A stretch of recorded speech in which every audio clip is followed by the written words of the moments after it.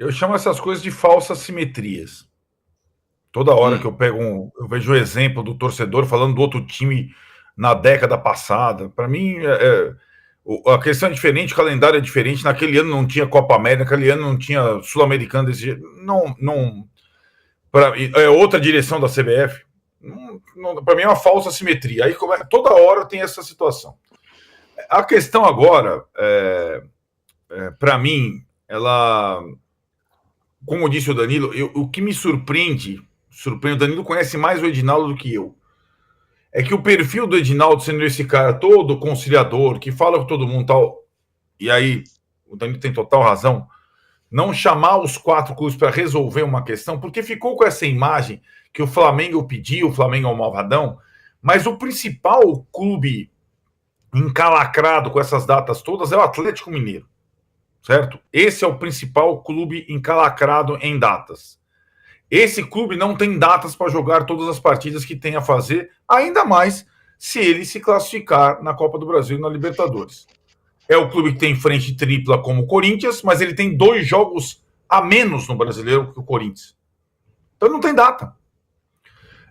E aí eu acho que, partindo do enforcamento do Atlético Mineiro, chamar os 4 clubes e decidir pela melhor solução para as semifinais da Copa do Brasil seria o ideal. Ela não fez isso. Um puxou para cá, outro puxou para lá. E agora, e o pior, sabe, Tironi, que eu falei para você ontem, esse ano não está me cheirando bem, porque é muita divergência de bastidor, vésperas de liga, onde há muita divergência, ou ligas, onde há muita divergência também, STJD para lá e para cá, tem o caso do jogo do São Paulo e Fluminense, que ficou para depois, esse negócio aí vai ficar para depois, eu acho que vão adiar essas datas, vai ficar a rodada pendente do Brasileiro. Cara, não tá me cheirando bem esse negócio, cara. Não tá me cheirando bem. Eu só, para Vasco e principalmente Corinthians está se julgando a vítima da CBF, e acho que é um discurso confortável do seu presidente, bem confortável, né? Eu só dou um conselho, se eu posso dar um conselho. Amanhã, quarta-feira, é o dia da primeira partida da Copa do Brasil. Assim como o Corinthians não se preparou e não se concentrou para o jogo do São Paulo, ele tem que se preparar e se concentrar para o jogo do Flamengo primeiro, que esse vai acontecer de qualquer jeito no Maracanã. Porque depois, se perder, não adianta nada brigar tanto pelo segundo jogo, se é que você me entende. Entendeu, Tiro? Uhum.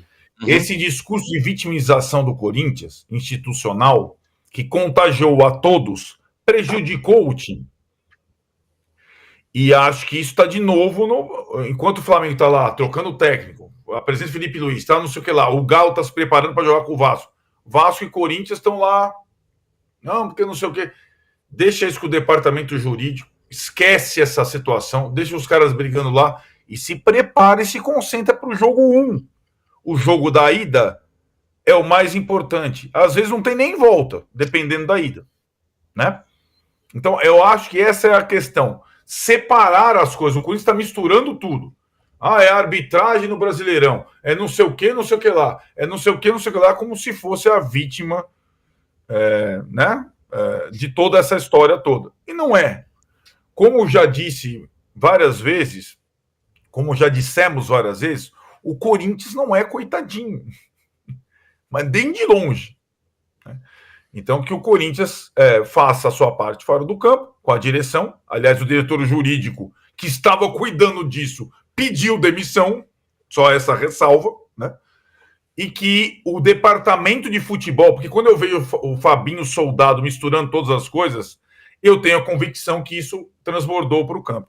E o Corinthians, repito, não se preparou para jogar com o São Paulo. A prova disso é o Fagner e o André Ramalho.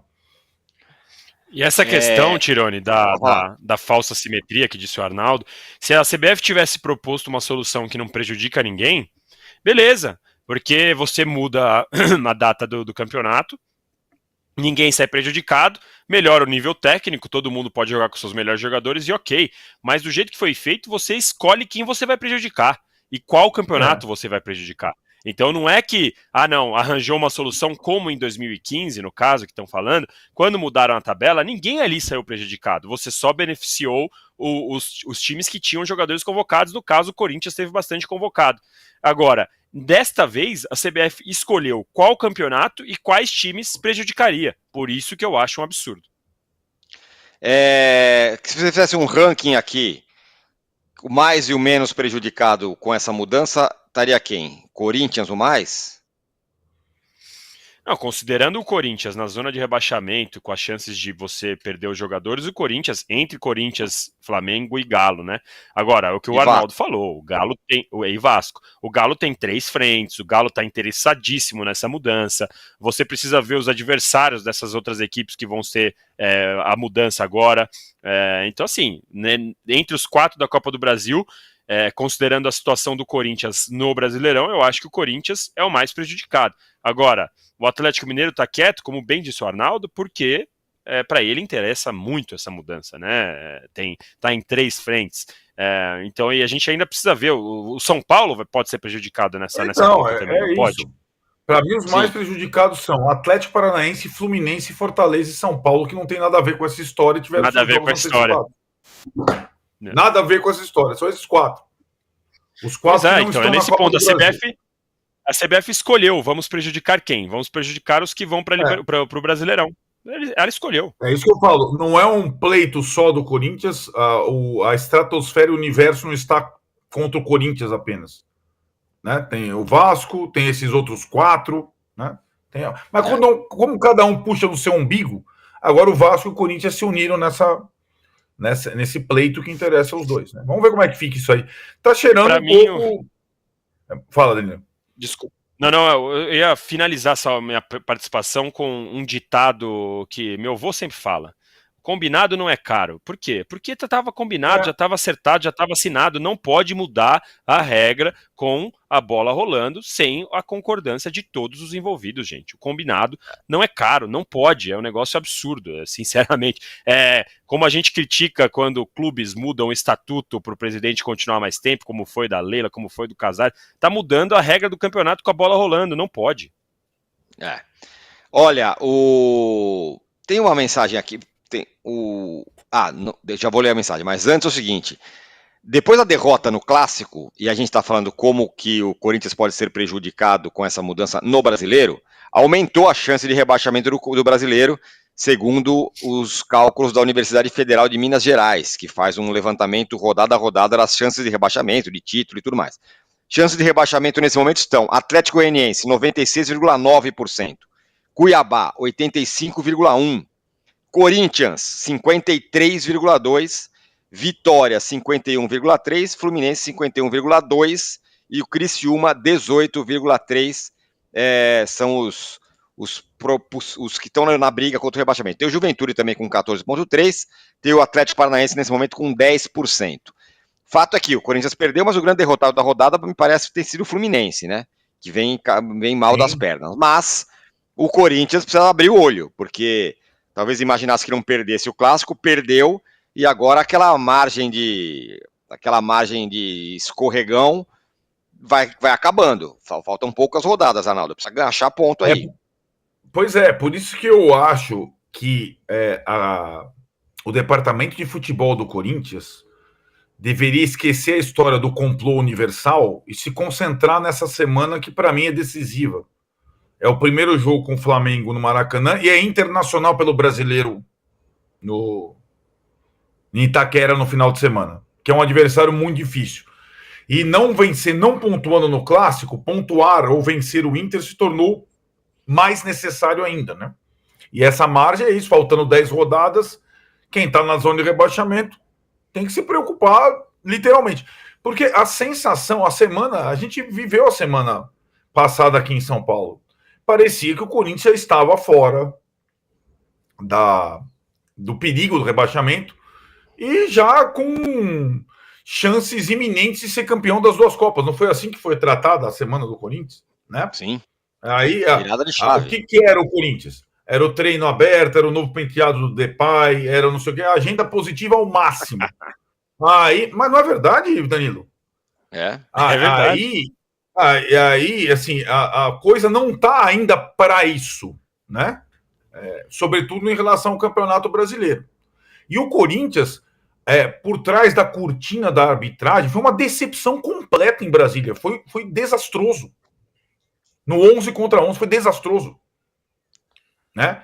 E o descontrole emocional dos jogadores do Corinthians, para mim, acenderam uma luz importante, porque agora perder a cabeça, ser expulso, cometer pênalti em jogo do Brasileiro, meu velho, agora não dá mais, né?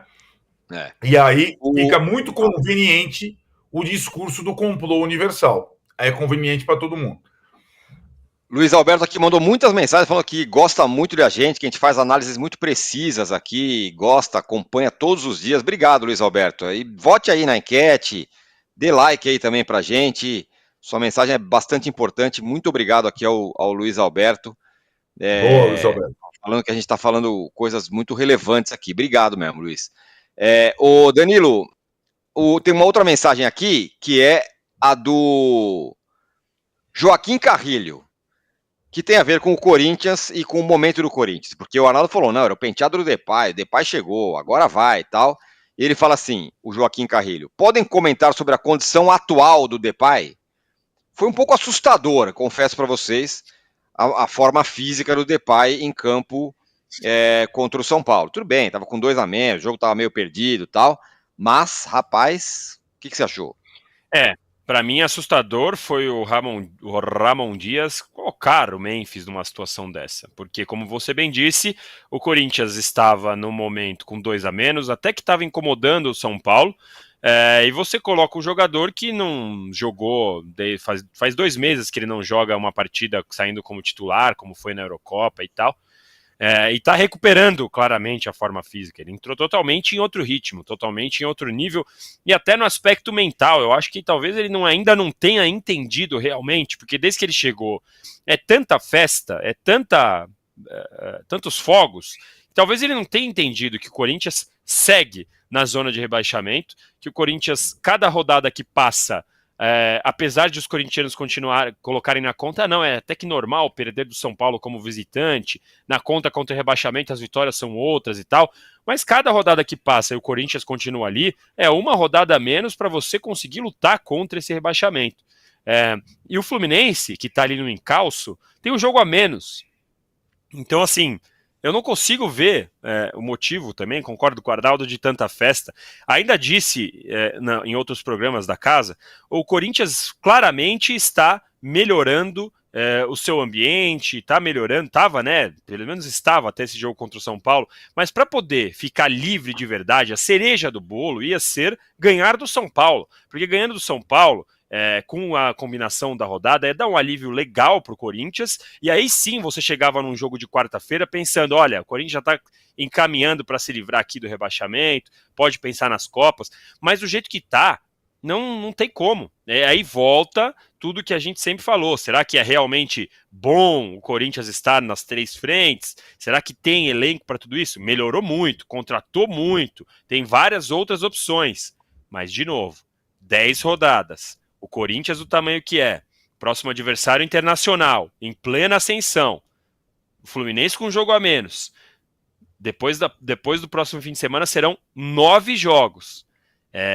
Olha, a situação do Corinthians, se o Corinthians não reagir rápido, e pelo amor de Deus, né, quando eu falo aqui que é um absurdo a CBF ter feito o que fez, em nenhum momento eu vou falar que o Corinthians caiu por causa desse jogo especificamente. Então, o Corinthians está fazendo muita força, mas muita força para cair no Brasileirão.